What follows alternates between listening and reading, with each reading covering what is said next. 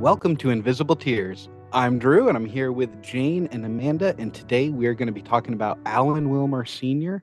and the Colonial Parkway Murders. Uh, Over the last month or so, it has been developments, and Alan Wilmer Sr. has been forensically linked to the 1987 murder of David Knobling and Robin Edwards and the 1989 murder of Teresa Howell. Now, these three victims have been tied to the Colonial Parkway Murders. Just a couple of weeks ago, we actually had Bill Thomas and Kristen Dilly from Mind Over Murder on our show. And Bill's sister, Kathy, is a victim of these so called Colonial Parkway murders. Now, we do know in our discussion with Bill that he did feel that although it is interesting, all these murders happening around a specific time period, he did feel that it may have been multiple perpetrators. And with this information coming forward, it does lend credibility to that. Bill does also feel that Alan Wilmer Sr. will be tied to some other cases that are not linked to the Colonial Parkway at this time. So we do expect to see a lot more information coming out about him and interested to see if he is tied to any other victims within the Colonial Parkway murders. Mhm. Yeah, and for any of our listeners, definitely make sure if you haven't already that you go and you listen to Mind Over Murder. Any of the updates that they've actually given since all of this news has broke. Obviously, this is huge news to them and their camp and all of the families for all of the victims that are commonly linked to the Colonial Parkway murders. Make sure you go and listen to all those podcast episodes too, because you'll really hear some really good information and some good candid information from them as well. Yeah, it appears, according to them, this Alan W. Wilmer Sr., he was actually a suspect years ago. Yeah. They did do some extensive investigation into him. He was from Virginia. He was a fisherman, 63 years old, or he died in 2017 at 63 years old. Yep. Which is unfortunate because he never served any time and was never charged for these homicides. I know the families have been really hopeful over the years with some kind of answers and resolution to these cases. Mm-hmm. But honestly, I never heard Bill Thomas show anger towards Right. the authorities.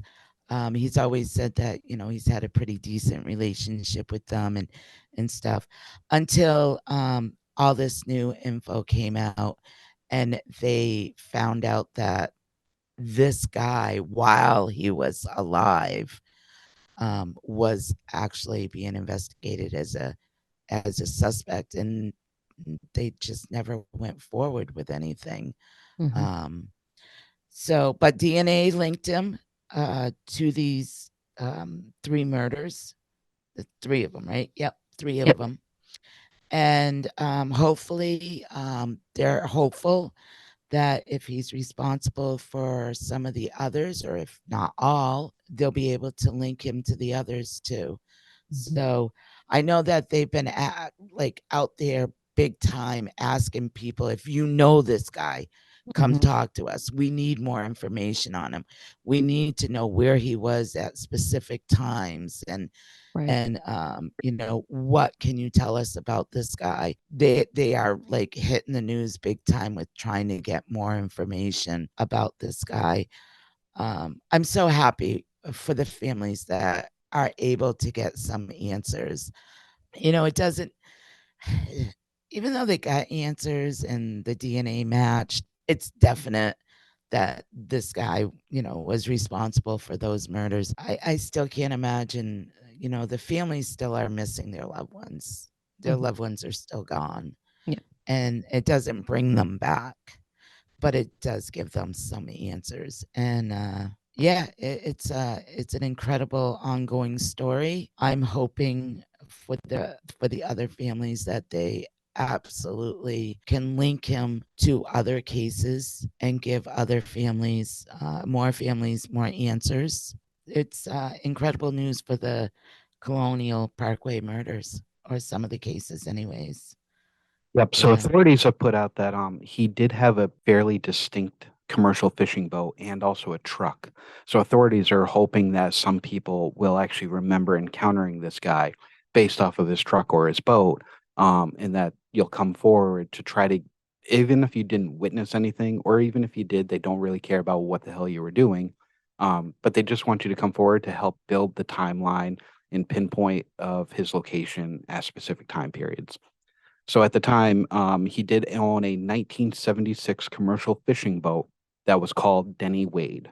And his truck was even more distinct. It was a 1966 Dodge Fargo pickup truck, but the distinct part about it was its license plate was EM Raw.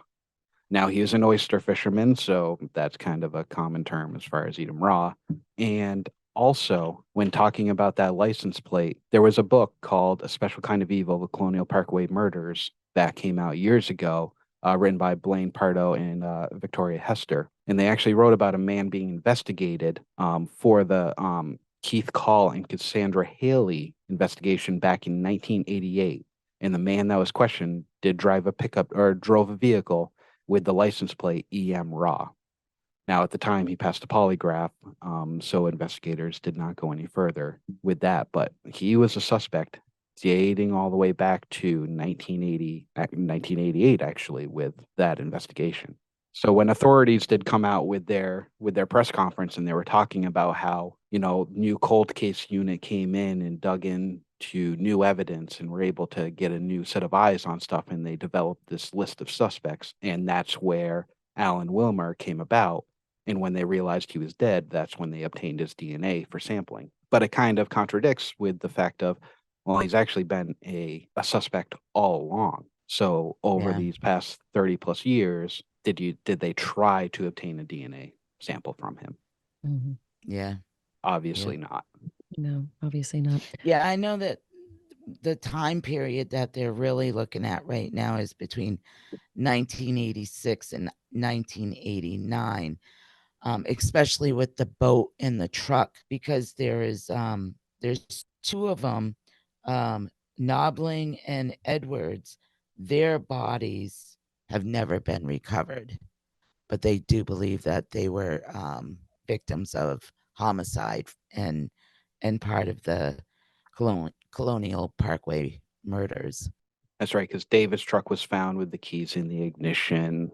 Looked like it had still been running when they disappeared. Yeah. Yep. And they still never recovered their bodies. So that's kind of suspicious to me, him having a boat and what he could have done with the bodies. Yeah, just a little So- bit more detail about that boat too. So, I mean, obviously, as Drew outlined, it was called the Denny Wade. He often lived aboard that boat as well, and it was typically docked in Gloucester County, Middlesex County, and the Northern Neck. Just so if anybody remembers, seeing that boat, again, the name was Denny Wade, and it was a custom built too, 76 fishing boat. Around that area, again, the Vermont State Police and the FBI want to speak with you, simply just trying to build a timeline. Yeah, and we'll post the phone numbers, contact phone numbers for anybody that may have information they can call. Yeah. But some incredible news. So with this news coming out, Jane, there's a couple murders being solved in the Colonial Parkway murders. A couple months ago, the Gilgo Beach murders were solved. Does this bring you hope that there will be some advancement in the Connecticut River Valley killings? It does, especially with this one, because these cases were in the 80s. So yeah, it does give me a little hope, but it also concerns me that has there been a suspect in plain sight all these years that they have questioned and looked into, but weren't able to look into enough, especially to match like DNA or anything like that from my case or any of the other cases? Is the suspect in plain sight and they don't even realize it? Like they didn't realize it until DNA came back. Is there DNA in my case? I still have not received an answer on that. Are they still testing? Are they testing DNA from the other victims? I've never received an answer on that. Is there DNA to test? Never received an answer on that. So, I mean, as much as I want to have hope and I try to stay hopeful that these cases, in my case, will find some answers and be solved. It takes me to, it takes me down that road again where I have to trust that they're doing their job. I try to, and I try to think about it and look at things with an open mind. But one thing this does, let's bring this up. Lynn Carty was so convinced that Michael Nicolau was the serial killer of the Colonial Parkway Murders. She's brought information about them. She's been on TV about this. She has been extremely vocal about this. She was completely convinced that he was the serial killer of these murders. This kind of proves her wrong. Her theory goes right out the window because DNA, you can't deny it. DNA right there. I mean, here's 3 of them that she can no longer connect Michael Nicolau to. So, that's why I still, I still am so frustrated that she tries so hard to still connect Michael Nicolau to my case and these other cases. There's nothing forensic that we can tie Michael Nicolau to these cases. Yep. Nothing. Mm-hmm. And, she can try and fit him into all these murders and all these cases. But the fact of the matter is, unless you have solid evidence, you cannot convict on that. And even like Bill Thomas told us on our interview with him, she had a good theory, but she had no solid evidence. Right. You cannot convict somebody on theory. You have to have solid evidence. Mm-hmm. And, I'm glad that he stopped listening to her. Yep. Because look, DNA is solid evidence. And that just proved right there that Michael Nicolau had nothing to do with these 3 victims of the Colonial Parkway murders. We'll be right back after a quick word from our sponsors. And now back to our episode. It also helps to show too just a little bit that so commonly, and I know all of us really sort of have this mentality and have a very open mind about like the Connecticut River Valley killings. And I know that Bill Thomas and Kristen Dilley, that they have a very solid, because they've publicly put this out there multiple times too, that while in talking about all of the cases, if nothing forensically actually links the cases, all of us sort of have that conversation where we're open-minded with understanding that all the cases may be connected, but they also may not be. They may not all be, one person may not be responsible for all of these cases. And sort of this development really just goes to sort of prove that point, that while of course, grouping them all into the same conversations because of similarities, because, they were all groups, you know what I mean? They were all coupled approximately a year apart within about a 22-mile proximity along the same area in Virginia. So it's understandable why they're all within the same conversation, but having a very open mind about how they may not all actually be the same perpetrator. It helps showcase that. I wonder if that has to do with the fact of, especially if we look at the Connecticut River Valley case, when everybody groups all these murders together because in our minds there can only be one person that would be evil enough to do that. It's scarier to think that it could be done by 2 or 3 people and going, holy shit, there are multiple bad fucking people out there that are in this area doing this. So it's almost like, does it help put a little people at peace or ease of mind when you just lump everything together because you're like, just one person did this. Mm-hmm. There's only one bad person in the area right now. Mm-hmm. I don't know if that's also why people just a person in general will tend to group stuff together to almost minimize the evil that might be out there. That's good. That's a really good point. Mm-hmm. Yeah. I mean, like the investigator that's the state police trooper McLaughlin that's investigating my case right now. Yep. I love the way that he's not investigating all the cases together. He's just focusing on my case right now with one possible suspect and work on that. And then if it fits, and then you go from there. Well, maybe he's responsible for this one too, or this one too, or this one too. So I love the way that he is completely focusing on one versus all of them at the same time, because some of the MOs may fit one case, and he could switch his MO and also be connected to another case, but switch MOs and not even realize it. Mm-hmm. You know what I mean? Yep. Yeah. I mean, this definitely gives me hope, especially where I hated the whole Michael Nicolau thing. I think it, for a long time, I was afraid that it was going to hurt these cases with solving them. But obviously, the Michael Nicolau didn't hurt this case. Mm-hmm. The DNA matched.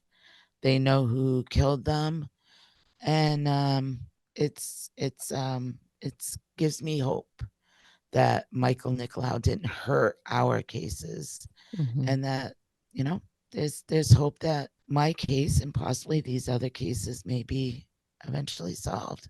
Yeah, because I mean, when you think about it, we're still talking about the same just about timeline as well, right? All these cases were from 86 to 89.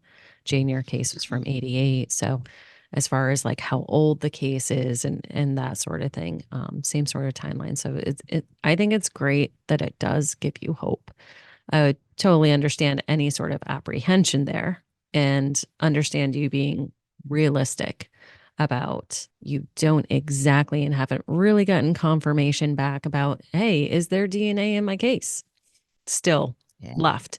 They had told you they had previously tested the DNA, but you haven't gotten confirmation that there is DNA still or enough to continue testing and that sort of thing. So I am glad that it gives you hope. Exactly. And in no way, just to clarify, because Lynn tried to really connect Nicolau with everybody, with the Connecticut River Valley cases, with the Colonial Parkway murders. And she was even talking about the serial killer in Texas.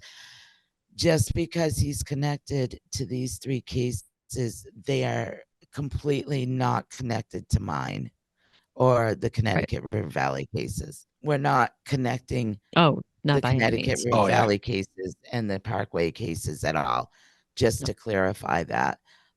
Just looking at Alan Wilmer's height, there's no way he was, he's 5'5". Yeah. Jesus Christ, tiny little guy. Yeah. Yeah. Bill kept on describing him as Popeye, right? Based off of Alan Wilmer Sr.'s description. Popeye, right? 5'5", but extremely 165 built. Built. Yes. Yeah. Obviously, he had to be that way for his job, for being a fisherman. Yeah. I mean, it's sad that he's not going to serve any time, that he's already, died.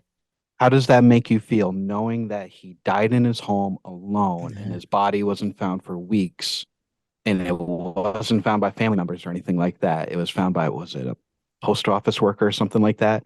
I do forget the details on that, but he died alone. His body sat there rotting until he was actually found. So how does it make you feel knowing that that's the way that he went out, somebody like that? I mean, did he die in his sleep? Did he die in his sleep? If he died in his sleep, no, it's like, that's an easy way out. Was he sick? Did he have cancer? Did he suffer any?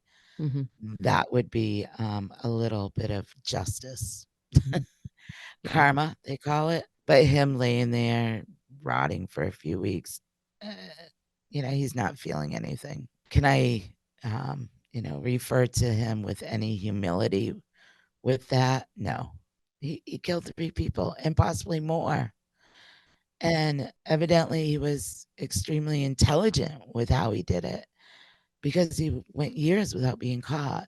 Yeah, he was a possible person of interest for a long time, but he obviously knew what he was doing, knew how to do it, knew how to get away with it. And he was obviously evil, true monster. How he could just murder people he didn't even know. Now, if he suffered, okay, there's a little bit of justice for that, for those families. It would have been nice if the families had, were able to get a day in court with him. Mhm. And I think that is my big thing, is for a long time, that's what I really, really wanted, was a day in court with whoever did this to me. I've always wanted to give a victim impact statement.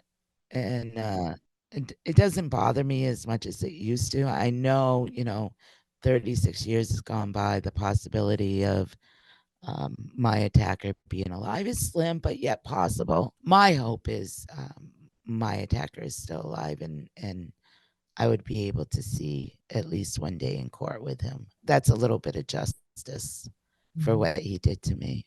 I think him rotting away by himself for weeks on end is exactly what he deserved. But he didn't feel any pain while he was sitting there rotting, so not much justice there. Not much at all.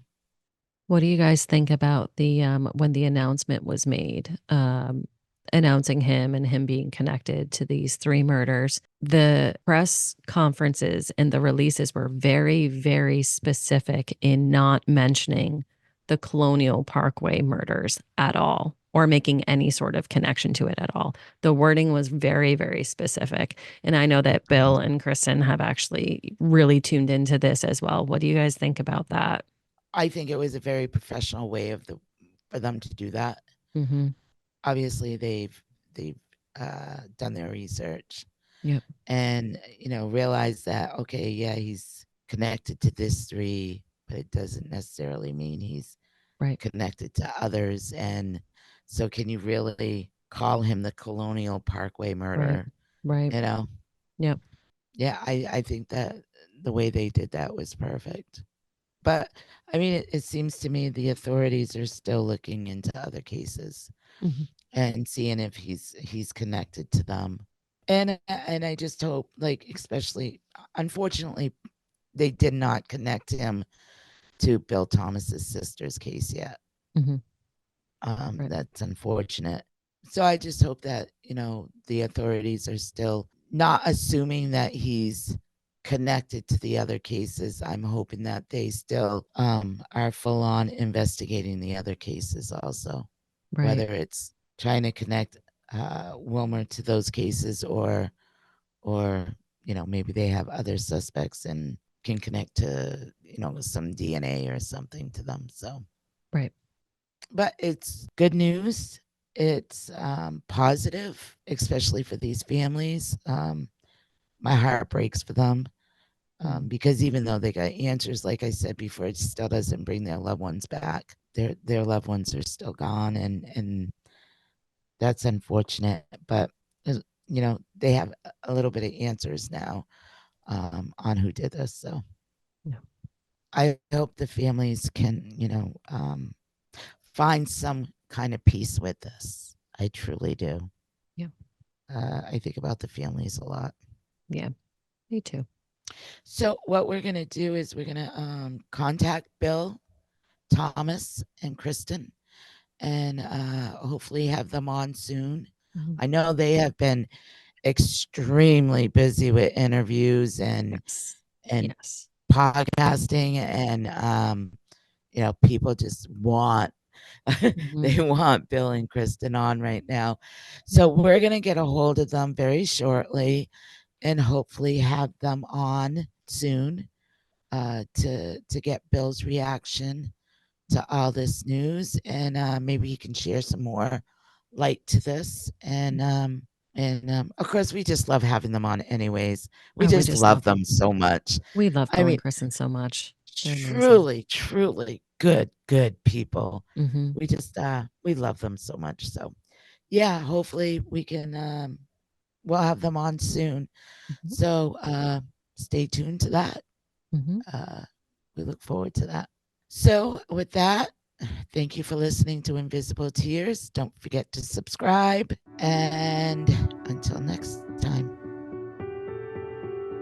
Thank you all so much for listening to this episode of Invisible Tears. Make sure you subscribe to our podcast to hear all future episodes. Click into our link tree too in the episode description to find and follow us on all our social medias. And it also links to our website, invisible-tears.com, where you can keep current on any events that may be coming up, read more about Jane and the team, and read more about all the Connecticut River Valley unsolved cases. If you want to learn more about my wellness practice, Guided Path Wellness, head to guidedpathwellness.org. There you can read more about me and my certifications, more about the Reiki and coaching services I offer both in person and remote, and read all about my products for sale that I make through the practice. Feel free to utilize the Contact Us section on the website with any questions, or utilize that free 15-minute consultation booking button if you have any questions about what might work for you. Evil may exist in this world, but we will not let it win. See you next episode.